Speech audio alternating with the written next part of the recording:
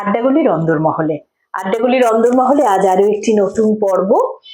আর আজকের পর্বের অতিথি আমাদের সকলের ভীষণ প্রিয় মানুষ, একজন সবুজ মানুষ, আমাদের শিলিগুড়ি শহরের মানুষ।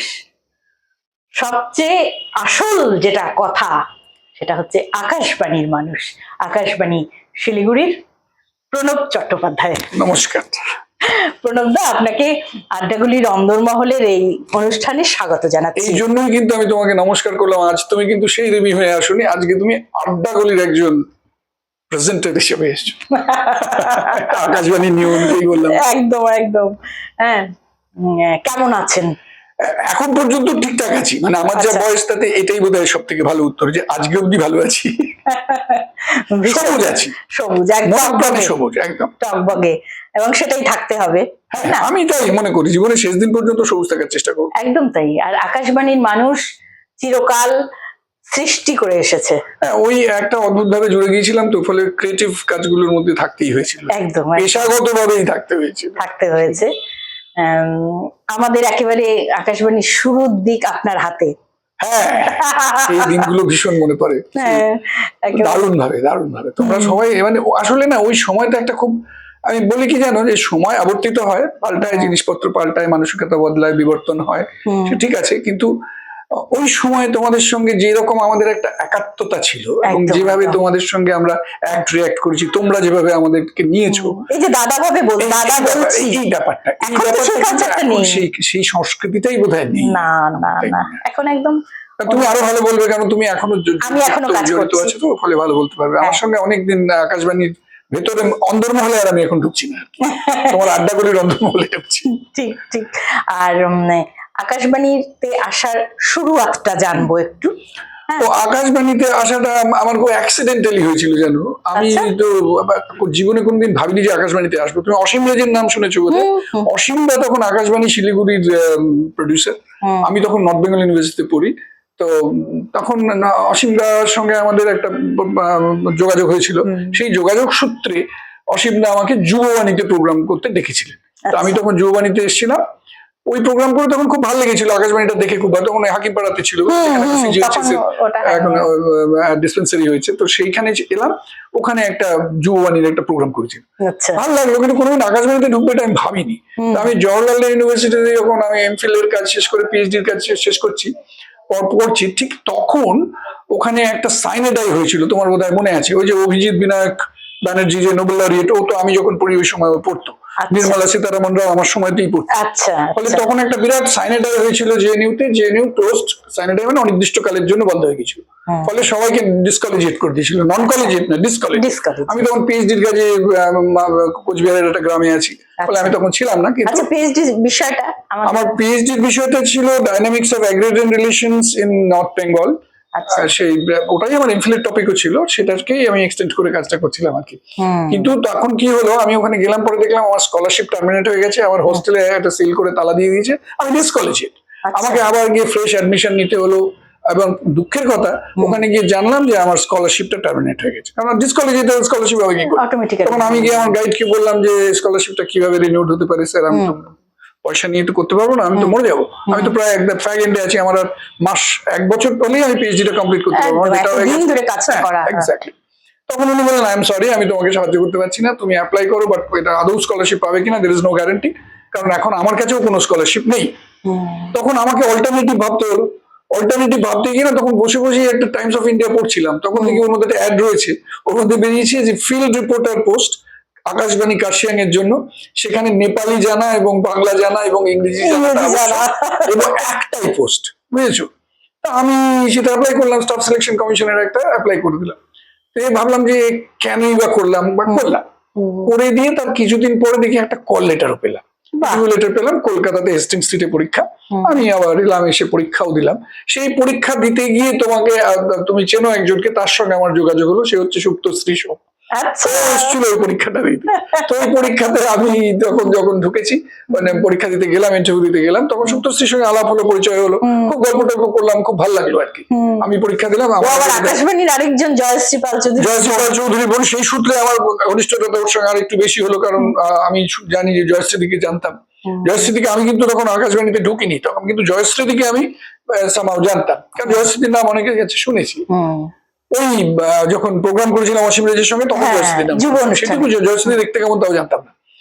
তারপরে তোমার হলো কি জানো, আমি তখন ওখানে ইন্টারভিউ দিয়ে গেলাম, কিন্তু দিতে গিয়ে দেখলাম যিনি ডেপুটি ডিরেক্টর জেনারেল এলেন বাবেজা, এটা সত্যি বলার মতো গল্প, ওনারই বোধহয় কাজিন ছিলেন ভাইস চ্যান্সেলর, বুঝলে তো, যাকে আমরা ওই ছেলেরা যারা ওখানে তাকে 78 ঘন্টা ঘেরাও করে রেখেছে, উনি রেগে গিয়ে আমাকে from JNU you must be kicked out of the campus এইসব বলে আমাকে গালাগাল দিতে শুরু করেন। আমি বললাম sir unfortunately I wasn't present, আমি ওখানে ছিলাম না sir. whether or not you are a genuine, I'm sorry to be genuine because by default I'm a genuine, but I had no business with that. তখন বলে ওকে ওকে ওকে, তারপরে রাগ কমলো, তারপরে আমার ইন্টারভিউ হলো, চলে গেলাম, আমি জানি আমার হবে না।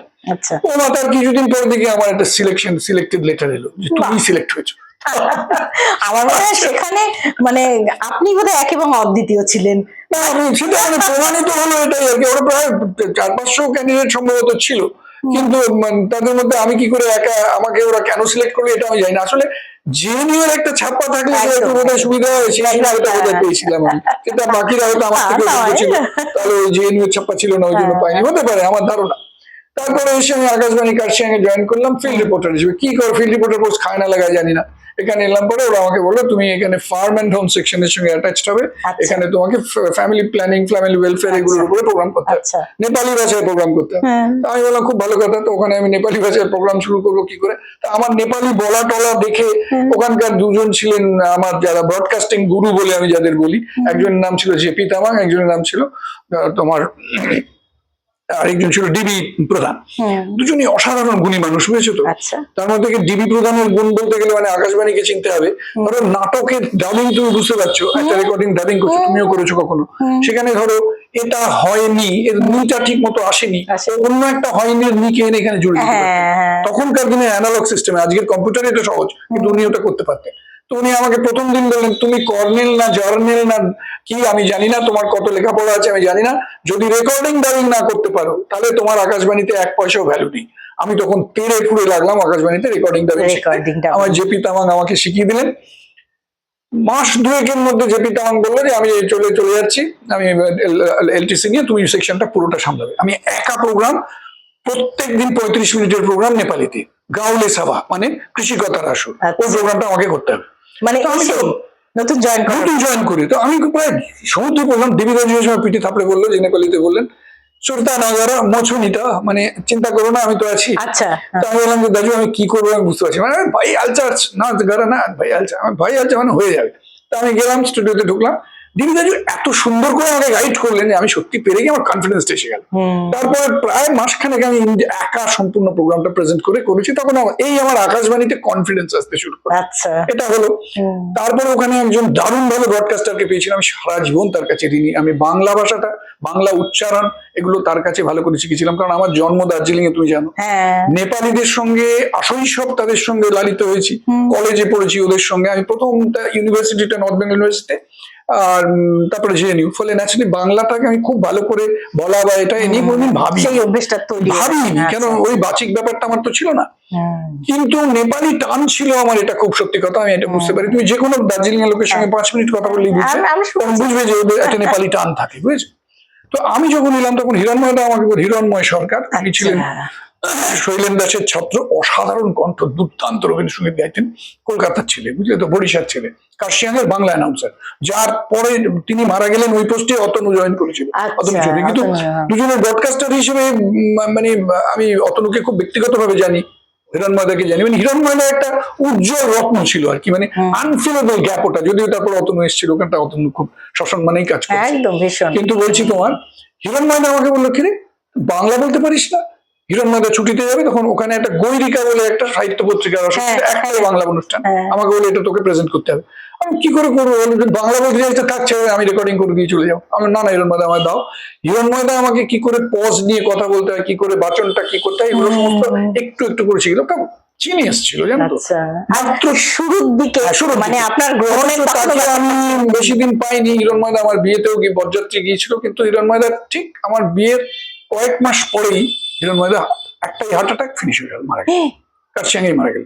ফলে আমি খুব মানে আমি একেবারে সাংঘাতিক ভেঙে shock, পড়ে ভীষণ ভেঙে পড়েছিলাম যে আমাকে গাইড করার লোকটা চলে গেল। তারপরে আমার মনে হলো, আমি একদিন জানলাম যে আকাশবাণীতে যে পোস্টটাতে আছি ওখান থেকে পরবর্তী প্রমোশনে যেতে গেলে আমাকে কিন্তু 15 বছর অপেক্ষা করতে হবে। আচ্ছা, তখনই আমার মনে হলো না, এখান থেকে বেরোতে হবে। বেরোতে হবে। তখন আমি খোঁজ নিয়ে দেখলাম যে আকাশবাণীর উপরে যাওয়ার যেটা প্রোগ্রাম এক্সিকিউটিভ যে পোস্টটাকে তুমি জানো, Yes. যেটা ইউপিএসসি রিক্রুট করে, হুম, সেটা খুব কঠিন। হুম। তো সেই ইউপিএসসি কারণ রিটেন পরীক্ষা হয় না, আচ্ছা, শুধু ভাইভাতে রিক্রুটমেন্টটা হয়, ফলে ওটা অনেক কঠিন। হ্যাঁ, সেই তখন সময় হতো। সেই সময় হতো। তো কোন এখন তো year? আর ওটা হয় না, 70s? এটা ছিল, এটা 70s না, আমি তো 84 এ আকাশবাণীতে জয়েন করি। হ্যাঁ, এখানে তো আর 82 হয়েছিল। 84 এ আমি জয়েন করেছি, এক্স্যাক্টলি 84 এ জয়েন করলাম। তখন এরিকর চৌধুরী শিলিগুড়ি স্টেশন ডিরেক্টর, শিলিগুড়ি নতুন নতুন স্টেশন হয়েছে। আর 84 এ কার্শিয়াং আমি জয়েন করলাম। জয়েন করার পর আমার দিন গুনছি যে কবে আবার ইউপিএসসি এর অ্যাডভার্টাইজমেন্টটা হবে। এই বছর 3-4 চাকরি করার পর আমার ওখানে একটা অ্যাডভার্টাইজমেন্ট দেখলাম, সেখানে দেখলাম যে 319 জন প্রোগ্রাম এক্সিকিউটিভ রিক্রুট হবে ইউপিএসসি তে। সালটা ছিল 86 এর ব্যাচ, আমি পেলাম এটা 87 এ, বুঝেছো।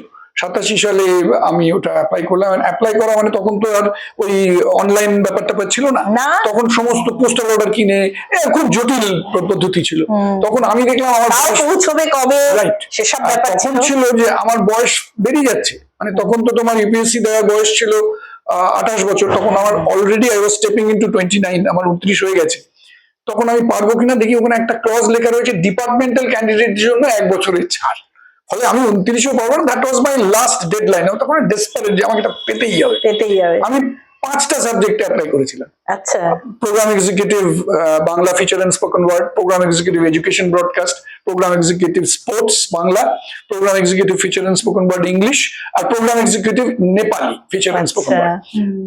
অদ্ভুত ব্যাপার, নেপালিতে আমি একমাত্র বাঙালি যে নেপালিতে অ্যাপ্লাই করেছিলাম এবং কল পেয়েছিলাম ইউপিএসসি থেকে, সে এক মজার গল্প। তারপরে আমি 5টা কলই পেয়েছিলাম। প্রথমটাতে গেলাম, প্রথমটাতে আমাকে আমার এক্সপিরিয়েন্স একটু বেশ ভালো আর কি, মানে কোনোটাই 5টার কোনোটাই 8 ঘন্টা 45 মিনিটের কম নয়। তো দারুণ অভিজ্ঞতা সেখানে। আর ওই ঢোলপুর হাউসের ওই শাহজাহান মার্গের ইউপিএসসি ভবনে গিয়ে ইন্টারভিউ না দিলে না, সেই ইন্টারভিউ কি করে দিতে হয় সে শিখতে পারবে না, বুঝেছো তো। তো যাই হোক, ওখানে হলো।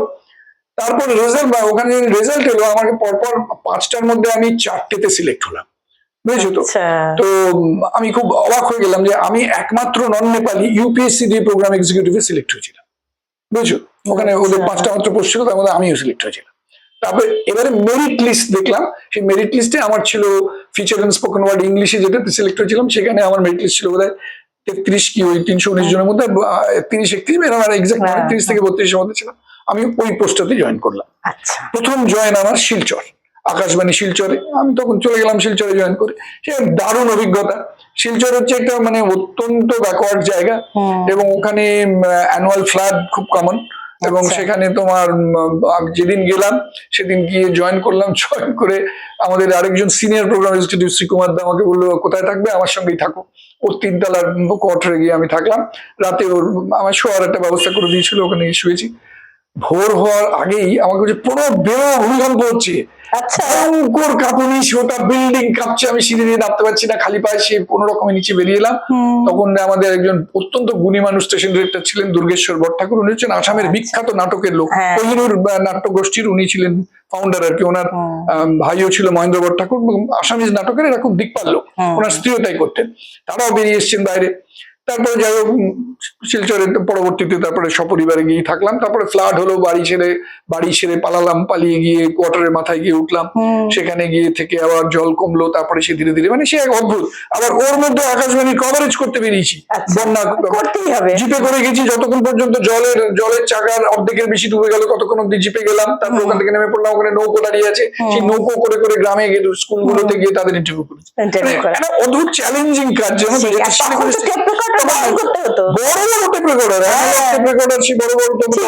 তখনও তোমার এইটা আসেনি, ওই ইউপিটিআরটা আসেনি তখন আমাদের ক্যাসেট রেকর্ডারই রেকর্ড করতে হয়েছে। ক্যাসেট রেকর্ডার ওই লাল বোতাম দেওয়া ছিল, করতাম সেসব করে। তারপরে যাক, আমার শিলচর স্টেশনের এক্সপিরিয়েন্স আমার খুব ভালো, ওখানে খুব ভালো করেছি। আর কার্শিয়াং স্টেশনে আমার যেটা হয়েছিল, কার্শিয়াং আমি একমাত্র যেখানে 3টে ভাষায় প্রোগ্রাম করতাম, আচ্ছা। বাংলা, ইংরেজি, নেপালিতে। একটা স্মৃতি বলি তোমাকে যে রেডিও কতটা ইম্প্যাক্ট করে, এটা আমার মনে হয় সাধারণ মানুষের জানা দরকার। তখন ডক্টর তোমার ওই মলয় পাহাড়ি স্টেশন ডিরেক্টর, খুব গুণী মানুষ ছিলেন। ডক্টর পাহাড়ি স্টেশন ডিরেক্টর, কার্শিয়াংটা আগুন লাগলো, বুঝলে? গোটা কার্শিয়াংয়ের বাজারের 3/4 পুড়ে গেছিল, এবং তার উপরের অন্তত অন্তত সব মেলালে অন্তত 100-5 বাড়ি ঘর সব পুড়ে গেছিল, হোটেল, রেস্টুরেন্ট, অমরজিৎ হোটেল ফোটেল সব পুড়ে গেছিল। আচ্ছা। তখন ওই আগুন জ্বলছে দাউ দাউ করে, আর সে একটা গ্যাস সিলিন্ডার বাস্ট করছে, আরো আগুন ছড়িয়ে পড়ছে। আগুনটা ক্রমান্বয়ে আমাদের নিচের দিকে আসছে, আকাশবাণীর দিকে আসছে। আকাশবাণী তো উদয়চাঁদ মেহতা বিল্ডিং, তুমি কাছে দেখেছো, কাঠের বাড়ি, বলে ওখানে আগুনটা লেগে যেতে পারে। সেখান থেকে সব জিনিসপত্র নিয়ে সব নিচে আমরা কোয়ার্টারে নামিয়ে নিলাম, গাড়িগুলোকে নামানোর যে ধরে এটা পড়ে যাবে। ডক্টর পাহাড়ি বললেন যে এখন তুমি বসে প্রণব, একমাত্র আমাকেই পেলেন, তুমি বাংলা, ইংরেজি, হিন্দি, নেপালি 4টেতে শুধু SOS করে যাও আর 2টো করে গান বাজিয়ে যাও। আমি মাইক্রোফোনে বসলাম সন্ধ্যাবেলা, মানে আপনি আমি অ্যানাউন্সারের কাজ করছি। 5:30টার সময় বসেছি আমি কনসোলে, 5:30টা থেকে রাত্রি 12টা পর্যন্ত কন্টিনিউয়াসলি আমি শুধু বললাম যে ইংরেজিতে বললাম, the town Kurseong is in great danger it is under the grip of an inferno, so whosoever is listening to this broadcast, please bring in any kind of help to the tune of fire brigade, fire service, please do that. আবার SOS এই করেছি। এরকম করে রাত্রি 11:30টার সময় doctor পাহাড়ি বললেন, প্রণব এবার চলো। আমি ক্লোজ ডাউন ছিল 10:30টায়, এক্সটেন্ড করবেন, তারপরে হলো 11:30টা পর্যন্ত। পরদিন সকালবেলা 6টার সময় ডক্টর পাহাড়ি আমার কোয়ার্টারে এসেছেন, এসে বলছেন, প্রণব এর উপর একটা রেডিও রিপোর্ট তৈরি করো। আমি ওখানে গিয়ে দেখি 26টা ফায়ার ইঞ্জিন এসছে। কোথার থেকে? বাগডোগরা এয়ারফোর্স থেকে এসছে, বা বিনাগুড়ি আর্মি ফোর্স থেকে এসছে, BSF এর থেকে এসছে, এরা অনেকগুলো আর্মি ফোর্স থেকে এসছে। যাকে জিজ্ঞেস করছে আপনারা এখানে এলেন, কে খবর দিয়েছে আপনাদের? ওই রাত্রে বসে আমরা তো রেডিও মনিটর করি, এটা আমাদের কাজ। ওইখানে দেখলাম একটা SOS আসছে, বাংলা, ইংরেজি, হিন্দি, ওইটা শুনে আমরা তখনই মুভ করেছি, যার জন্য কার্শিয়াং সিটি ওয়াজ সেভড। তুমি ভাবো, ডিএম পর্যন্ত তার সিদ্ধান্তের আগে এই কাজটা আকাশবাণী করেছিল। It's a great job. আমার আকাশবাণীর কাজ হিসেবে আমি মনে করি এটা আমার অন্যতম ভালো কাজ, আর যেটা বলবার মতো, মনে রাখবার মতো। আমি এতগুলো মানে মানুষের জীবন সম্পত্তি আমার জন্য বেঁচে গিয়েছিল, সেটা জেনে আমার খুব ভালো লেগেছে। ওটা পরে গিয়ে যখন আমি ওদের কাছে বলছি যে ও জিনকা ভয়েস আপনি শুনেতে না, ও নাই থাকে, আবার ওরা আমায় জড়িয়ে ধরছে অফিসাররা। তো যাই হোক, তারপরে আমি শিলচরের আমার এটা শেষ হলো, তারপরে শিলিগুড়ি এলাম। শিলিগুড়ি, এবার বলো তুমি শিলিগুড়ি থেকে কি জানতে চাও? শিলিগুড়িতে তো আমরা এখনো আপনার যে ইংলিশ টক, কিন্তু আমরা এখনো সোমবারে আছে না মঙ্গলবারে আছে? কখনো সোমবারে হয়, আবার যেদিন ইংলিশ টকটা থাকে। ইংলিশ টকটা কটার সময় হয় বলো তো?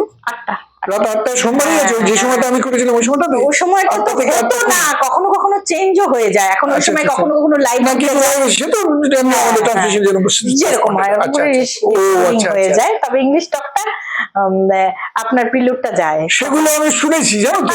এখানে যেমন আমাদের এখানে এখনো আমরা দেবীদার, আরোগ্যতে দেবীদার ভীষণ ভাবে দারুণ ব্যাপার ছিল, এই একটা সাংঘাতিক ব্যাপার।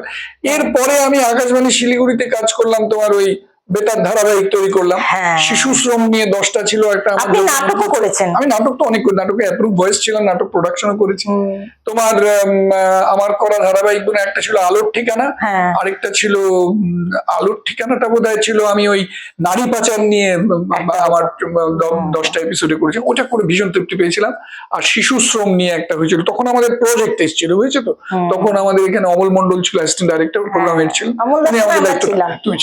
আমাকে দায়িত্বটা দিয়েছিলেন। এবং তখন আমি নাটকের ওই ছোট ছোট স্কিটের মতো 10-15 মিনিটের নাটক করে করে এগুলোকে করেছিলাম। ভীষণ আনন্দ পেয়েছিলাম। বিশেষ করে স্ক্রিপ্ট গুলো লিখেছিলেন সমর চৌধুরী। সমরটাকে তুমি জানো, তিনি তিমিঙ্গলের স্ক্রিপ্টটা কিন্তু ওটাকে নাট্যরূপ দিয়েছিলেন সমরদা, এবং প্রোডাকশন ছিল জগন্নাথ দার বোধহয় সম্ভবত। ফলে ওই সেই সমরদা আমার স্ক্রিপ্ট গুলো করে দিয়েছিলেন, আমার দারুণ লেগেছে।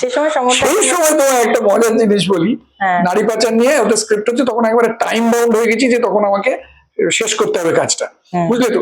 তখন কাজটা শেষ করবো, জলপাইগুড়ির একজন বিশিষ্ট সাহিত্যিক, আমি তার নামটা ফর অবভিয়াস রিজন করছি না, তাকে দায়িত্বটা দিয়েছিলাম একটা স্ক্রিপ্ট করে দিন, আমি নাটকের স্ক্রিপ্ট করে দিন এই নারী পাচার নিয়ে, যে কোনো বিভিন্ন দিক থেকে নিয়ে। তিনি আমাকে দিচ্ছি দেবো করে অনেকদিন পরে আমাকে যে স্ক্রিপ্টটা দিলেন, মাত্র 1.5 পাতার একটা স্ক্রিপ্ট। আচ্ছা, বুঝছো, মানে ওটা দিয়ে নাটক হয় না, করা যাবে না কিছু। আমি বললাম যে এটা তো হয়নি, আপনি যদি আমাকে একটু একটা পুরনো স্ক্রিপ্ট দেন, হয়তো 10-15 মিনিট, মানে অন্তত 6 পাতার একটা স্ক্রিপ্ট দিতে হবে। উনি বললেন আমাকে পুজো সংখ্যার লেখা কলকাতা থেকে সবাই চাইছে, আমি এখন এ ব্যাপারে পারবো না। আমি খুব ভালো কথা। আমি তখন বসে জানো তো আমি নিজেই নাটকটা লিখেছিলাম এবং সেই নাটকটা প্রোডাকশন আমি রেকর্ডিং করলাম, সবটাই আমি তো ডাইরেকশন করেইছিলাম, করে করলাম এবং সেটা আমার বেশ মানে ভালোই হয়েছিল, সবাই বললো যে বেশ ভালোই হয়েছিল। ওই আমার জীবনে প্রথম নাটক লেখা জানো তো, চাপে পড়ে হয় বলে না, সেরকম হয়ে গেল। এর পরবর্তীতে আমি কলকাতাতে গেলাম, শিলিগুড়ি স্টেশনে তো আমার এইখানে দীর্ঘ, আমি শিলিগুড়িতে সব দিকে নাটক দেখেছি, মিউজিক দেখেছি, অডিশন দেখেছি, এতগুলো আকাশ। এবং একটা সময় তখন আমি বোধহয় ওই অ্যানাউন্সারেও ঢুকিনি, আবৃত্তি অডিশন একটা চাঙ্ক ছিল রবিবার দিন, ওটা আমি করেছিলাম। এটা তোমাকে ওই গল্পটা মনে করিয়ে দিলে বলে আমার মনে হয় এটাও খুব জানা দরকার। ওটাতে আমি অডিশনে পাস করলাম। এই যে পাস করলে সে পেছনে নেপথ্য কাহিনীটা শোনো। প্রথম কথা হচ্ছে, এটা তোমার খুব ভালো লাগবে, আকাশবাণীতে আবৃত্তির কোনো অডিশন হওয়ার কোথাও কোনো নিরাজ ছিল না। এবারে বাজানো হতো এবং কলকাতা স্টেশন তো চিরদিনই বিগ ব্রাদার, ওই কমিউনিস্ট কান্ট্রির যেরকম রাশিয়া বিগ ব্রাদার ছিল, সেরকম আমাদের বিগ ব্রাদার। বিগ ব্রাদারের উপরে স্মল ব্রাদার্স, ইয়াঙ্গার ব্রাদার্স কেউ কথা বলতে পারে না।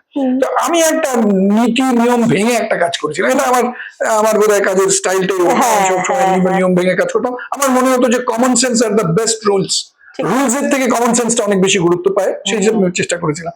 কি হলো, আমি আবৃত্তির অডিশন করব, আমাকে ক্যালকাটা স্টেশনের স্টেশন ডিরেক্টর যিনি ছিলেন তিনি বললেন আবৃত্তির অডিশন হয় না, এখানে নাটকের আর্টিস্টদের দিয়ে করো না, তুমি তাই করো। আমি না, আমি আবৃত্তি অডিশন করবো।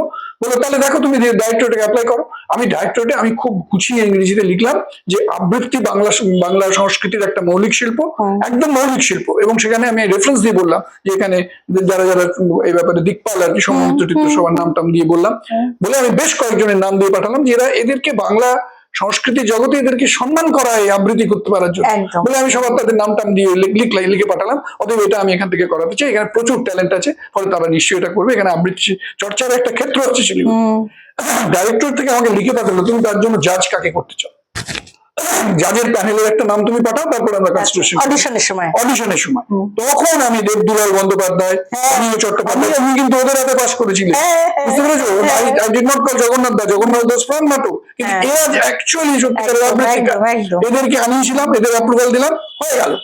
এবং তারপর আমি অডিশন অর্গানাইজ করলাম, তুমি পাস করছি, আমি পাস করেছিলাম, খুব কয়েকজনই পাস করেছিল, তার মধ্যে তুমি পাস করেছিলে। তারপরে কি হলো জানো, আমি তখন তাদের জন্য আলাদা ইন্ডিপেন্ডেন্ট আর্টিস্ট, তাদের আর্টিস্ট প্যানেল করলাম, করে সমস্ত কিছু করছি। এরপরে আমাকে কলকাতা স্টেশন থেকে একজন প্রোগ্রাম এক্সিকিউটিভ, সে তখন নাটক দেখতো, নাটকের বেশি উজ্জ্বল জ্যোতিষ্ক, আমি নামটাও বলছি না কারণ সে আমাকে বললো প্রভাবদা তুমি এটা করতে পারো। আমি who are you to tell me আমি করতে পারি? আমি যেটা করেছি that has been duly approved by the director general, আমি আর কারোর কাছে অ্যাকাউন্টেবল নই। ক্যালকাটা স্টেশন ডিরেক্টর বা কারোর কাছে আমি অ্যাকাউন্টেবল নেই, আমি যেটা করেছি ঠিক করেছি। এবার তোমরা কি করবে ঠিক করো, তুমি তুমি বলে ফেলে দিলে বা আমাদের এইসব করতে হবে, করো। এটা হচ্ছে নেপথ্য কাহিনী, বুঝলে? এটা একটা এখন হয় না তো, মানে অনেক বছর হলেই এটা বন্ধ হয়ে গেছে। ও না, সেটা বোধহয় রি অডিশনের চক্করে বোধহয় কাণ্ডটা ঘটেছে, বুঝলি তো? ড্রামারও রি অডিশন হয়েছে, মিউজিকের রি অডিশন হওয়ার কথা, আমি জানি না এখানে হয়েছে কিনা। আমি তো রি অডিশন এখানে করেছিলাম, তুই তো রি অডিশন দিয়েছিস, পাশে করেছিলে। আমি জাস্ট চলে গেলাম 2011-তে চলে গেলাম, তারপরে হলো সেই নিয়ে নানান কাণ্ড, অনেক গল্প। তারপরে সে ওই গল্পের দুঃখজনক ব্যাপার ঘটেছিল, কারণ তখন যারা এসেছিলেন তারা কাজটা কতটা ঠিকঠাক করেছিলেন সেটা নিয়ে আমারও অনেক প্রশ্ন আছে। যাই হোক, সেটা আমি সঙ্গে আর যেতে চাই না, এপিসোডটা ক্লোজ থাক। তারপরে আমি কলকাতা স্টেশনে চলে গেলাম। কলকাতা স্টেশনে গিয়ে আমার এফএম এর দায়িত্ব দিয়ে দিল আমাকে, যেটা আমি কোনোদিন করিনি। তখন আমি গিয়ে প্রথমে আমার কলিগ, আমার যেটা হয় আমি একেবারে পাঠ নিই, যেটা জানি না সেটা একেবারে গোড়া থেকে শিখতাম। স্বাতী চট্টোপাধ্যায় আমার পরের ক্যাডারের, আমরা 86 ব্যাচ, ওরা 88 ব্যাচের ইউপিএসসি পেয়েছে। ও অনেক বছর ধরে এফএম দেখছে, ফলে আমার খুব আপনার এফএমএও একটা বড় অভিজ্ঞতা। হ্যাঁ, এটা একটা দারুণ অভিজ্ঞতা। কেননা আমাদের এখানে এফএম তো সেরকম ভাবে, এফএমটা এখানে আমি দেখেছি, কিন্তু এটা তো রিলে এফএম ছিল, এখান থেকে ইন্ডিপেন্ডেন্ট কিন্তু সেটা ঠিক ওই লাইভ এফএম বলতে যেটাকে কলকাতার যে এফএম রেনবো এফএম গোল্ড বোঝে, সেইটা কিন্তু ছিল না। তো ওখানে গেলাম পর আমি তো বিপদে পড়লাম, বললাম যে আমাকে অন্য কিছু দিলে ভালো হতো, তো যাই হোক ওটা আপনার তুমি দেখো। পরিবেশ মিত্র আমাকে বললেন, আমি ঠিক আছে, আই টুক দ্য চ্যালেঞ্জ। সাথীর কাছে গিয়ে বসলাম, সাথীর কাছে একবার ছাত্রের মতো শিখলাম, ডায়েরিতে লিখে টিকে নিয়ে সব, যাই হোক সে প্রচুর হোমওয়ার্ক করলাম, অনেক সলতে পাকানো হলো।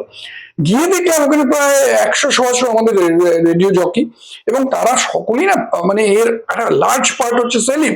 তারা Cell, বিভিন্ন হ্যাঁ, রকমের কলকাতাতে খবর, না? বিভিন্ন আর ওখানে হ্যাঁ, একদম। তখন 8-9টা তোমার FM স্টেশন আছে, রেডিও মির্চি টির্চিতেও তারা কাজ করছে সব আছে। এবং তাদের মানে তাদের হাবভাবটাই অন্যরকম, মানে একদম, তোমাদের মতো একদম। নয় তারা। না, না, এবং না। তারা হচ্ছে সে অর্থে খুব স্ট্রিট স্মার্ট টাইপের, Yes, বুঝলে তো। yes, তো আমাকে প্রথমেই প্রদীপদা বললেন যে প্রণব তোমাকে কিন্তু এদেরকে হ্যান্ডেল করতে হবে।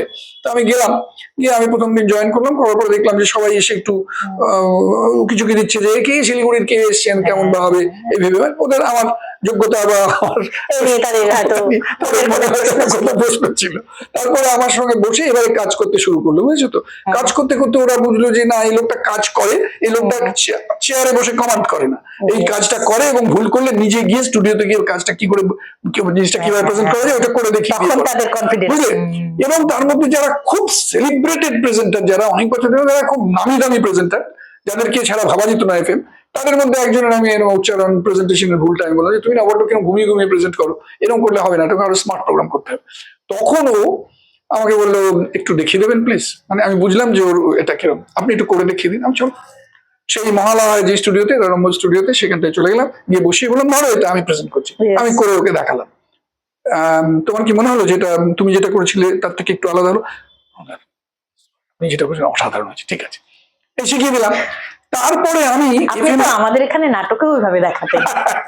আমি বলছি না, আমি যখন আসছিলাম আপনার ইন্টারভিউটা নিতে, আমার সঙ্গে যে শ্যামলী দিয়ে এসেছেন বলছিল কি, আমি বললাম যে আকাশ যে আজকে আমাদের আলোকচিত্রী, একদম আলোকচিত্রী শ্যামলী সেন, উনি বলছিলেন, আমি বললাম এরা হচ্ছে মানে এদের কাছে আমরা পাঠ নিয়েছি ক্রিম। সেই সময় না ওই এই বয়সে এখনো আমরা টিকে আছি, এবং সেই জন্যই তো আমার মনে হয় যে তুমি টিকে আছো। তুমি তুমি খুব মানে আসলে দেখো, কেউ তোমাকে তো জায়গাটা ছেড়ে দেবে না, কিন্তু সেখানে নিজের জায়গাটা করে তুমি যেখানটা আছো এটা খুব বড় জায়গা। সেটা ওই আকাশবাণীর ব্যাকগ্রাউন্ডটা ছিল বলে তুমি বোধহয় পেরেছো, অনেকটা সফল হয়েছো। এটা আমার কিছু দিয়েছে আকাশবাণী তো সবাইকে আমাদের, আমরা তো সবকিছুই যা আজকে আমি যা কিছু, এই যে তুমি আজকে যে আমার ইন্টারভিউটা নিচ্ছ, আকাশবাণী না হলে আপনার ইন্টারভিউ আমি নিচ্ছি, আমি তো আমার সাথে একটা সাধারণ রাস্তার মানুষের কোনো তফাৎ থাকতো না, তাই না? তো যেটা হলো ওখানে গিয়ে FM এর, তারপর ওদের নিয়ে আমি দারুণ দারুণ প্রোগ্রাম করলাম। তার মধ্যে থেকে আমার দু একটা মনে পড়ছে তোমার, আমি এর মধ্যে হলো FM রিকনস্ট্রাকশন করতে হবে, বিরাট কঠিন কাজ, গোটা 24 ঘন্টার কনস্ট্রাক্ট মানে প্রোগ্রামকে ঢেলে নতুন করে চালাতে হবে, এগুলো নাকি চলবে না। আমার ঘুম উড়ে গেল, তখন আমার প্রেশার পর্যন্ত বেড়ে গিয়েছিল, এবং সেখানে একটা কনসার্ট করতে হবে, সেখানে লাইভ প্রোগ্রাম করে কনসার্ট করতে হবে, এইসব অনেক দিয়ে দিলাম।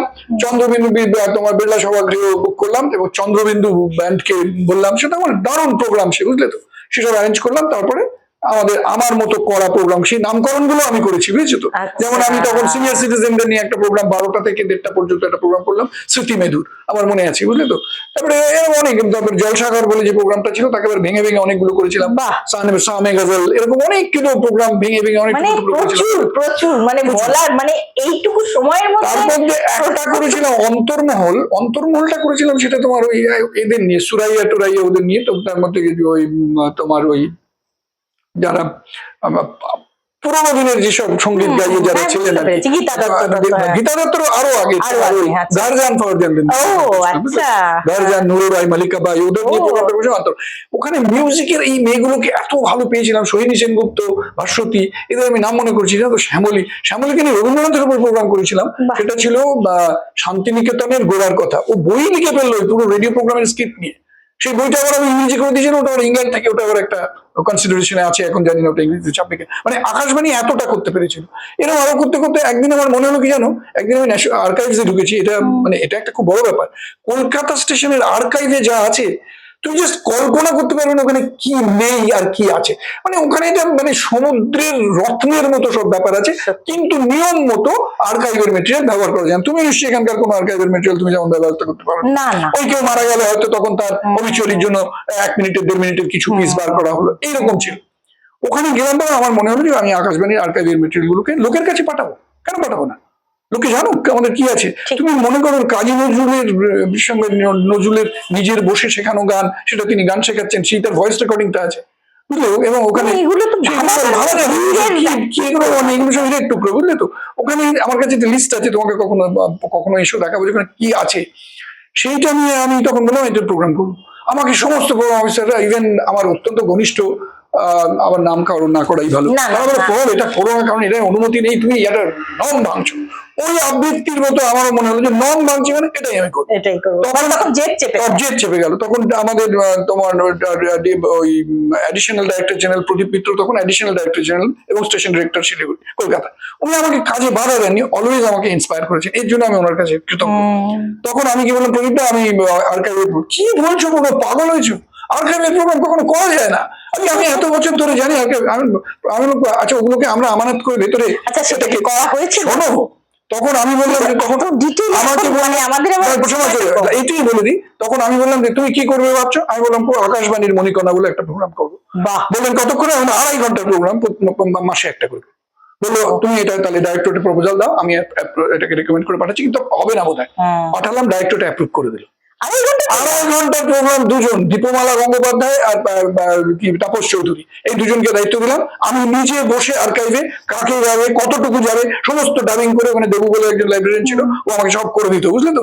ওগুলো নিয়ে আমি দীপমালাকে আর তাপসকে বলতাম তুমি প্রোগ্রাম, বুমিংলি থাম্পিংলি পপুলার হয়েছিল প্রোগ্রামটা। আমি কবে ছেড়ে এসেছি, আজও এই প্রোগ্রামটা রেগুলার বাজছে আকাশবাণী এফএম। বাপরে বাপ, সত্যি ভাবা যায় না। আর প্রণব চট্টোপাধ্যায় মানে যেখানে হাত দেবেন সেই কাজটা হবেই আর কি। এই মণিকণাগুলো প্রচুর প্রচুর রয়েছে, কিন্তু সময় আমাদের একেবারে ঘন্টার পর ঘন্টা কথা, ঘন্টার পর ঘন্টা। তুমি আকাশবাণীর তো ওই জন্য, অথচ রিলেট করতে পারছি। আকাশবাণী যদি কেউ, বাতাসবাণীর কেউ আসতো, তার সঙ্গে তো এত কথাই আমি বলতে পারতাম। একদম একদম, মানে একেবারে দুর্দান্ত জমে গেছিল আমাদের গল্পটা। হয়তো আবারও হবে প্রণব দা, আবার নিশ্চয়ই নিশ্চয়ই আবার এসে নয়, এটা আবার পার্ট 2 হতে পারে, আরো অন্যান্য অভিজ্ঞতা থেকে আবার কথা বলা যায়, এর কোনো শেষ নেই।